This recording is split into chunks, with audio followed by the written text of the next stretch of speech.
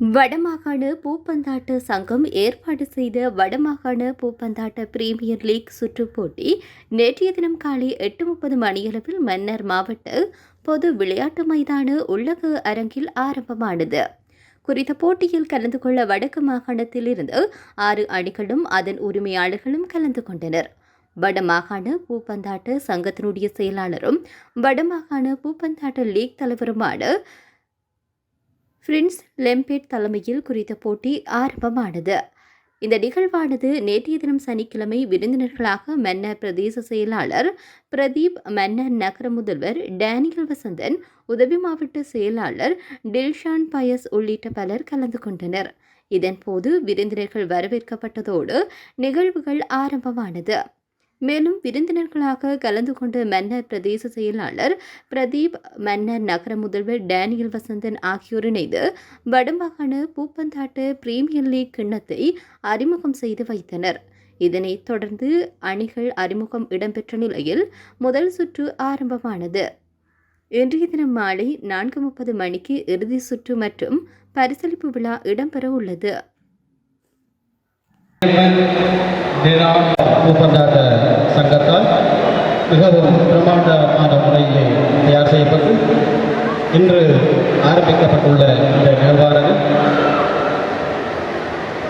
எந்தவித இடையூறும் இல்லாமல் நடைபெற வேண்டி இறைவனை பிரார்த்தித்தவனாய் வடக்கு மாகாண பூப்பந்தாட்ட சங்கத்தின் ஏற்பாட்டில் பிரியா மணி டான்சர் ஸ்டாலு ஃபவுண்டேஷன் உரிமையாளர் பொருளாளர் என அவர்களின் நிதி பங்களிப்புடன் ஏற்பாடு செய்யப்பட்ட இந்த நிகழ்விற்கு பிரதம விருதாக சிறப்பித்துக் கொண்டிருக்கின்ற மதிப்பிற்குரிய மன்னார் நகர பிரதேச செயலாளர் எம் பிரதீப் அவர்களை வருக என வரவேற்பதில் எமது சங்கம் பெருமை கொள்கின்றது.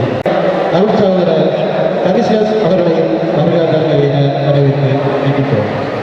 அதேபோல்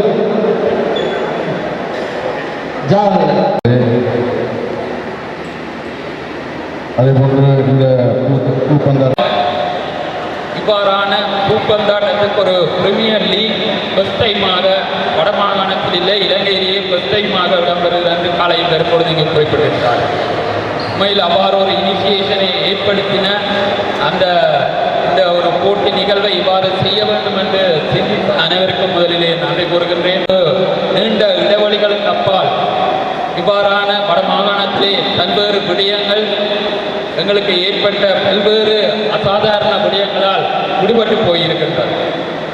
மீண்டும் அவற்றை கட்டியெழுப்ப வேண்டும். படிப்படியாக பல்வேறுபட்ட அனுசரணையாளர்களும் நன்கொடையாளர்களின் உதவிகளுடன் இவை செய்யப்படுகின்றன. முதலிலே நான் அவர்களுக்கு நன்றி கூற வேண்டும். நான் நினைக்கின்றேன் சானு ஃபவுண்டேஷன் நமக்கு அடிக்கடி பல்வேறுபட்ட குறிப்பாக விளையாட்டுத் துறையில் அவருடைய அனுசரணை தொடர்ச்சியாக எங்களுக்கு இருந்து கொண்டிருக்கிறது. ஏனெனில் இன்றைய நெருக்கடியான காலங்களிலே அரச நிதியை கொண்டு முழுமையாக இவ்வாறான நிகழ்வுகளை செய்ய முடியாது. இவ்வாறான அனுசரணையாளர்கள் மற்றும் இதில் சுவிஸில் இருந்து வந்திருக்கிறார் என்று சொல்லியிருந்தார். இவ்வாறு வெளிநாடுகளிலே இருந்து வருகின்ற நன்கொடையாளர்களின் உதவிகளுடன் தான் நிச்சயம் இவ்வாறான விடயங்களை செய்ய முடியும். நிச்சயம் இவை ஏற்படுத்தப்பட வேண்டும். பல மாகாணத்தில் விளையாட்டுடன் கல்வி சகோதரர் குறிப்பிட்டது போல நேற்றையான பெறுபவர்களை பார்க்கும் பொழுது சற்று கவலையாக இருக்கின்றனர்.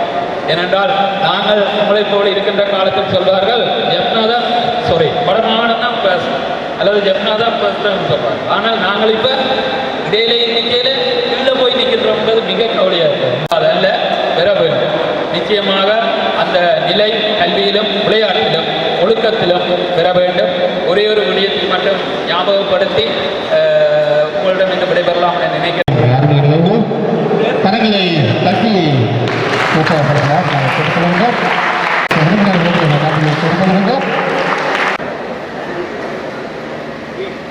முதல் நீங்கள் உங்களுக்கு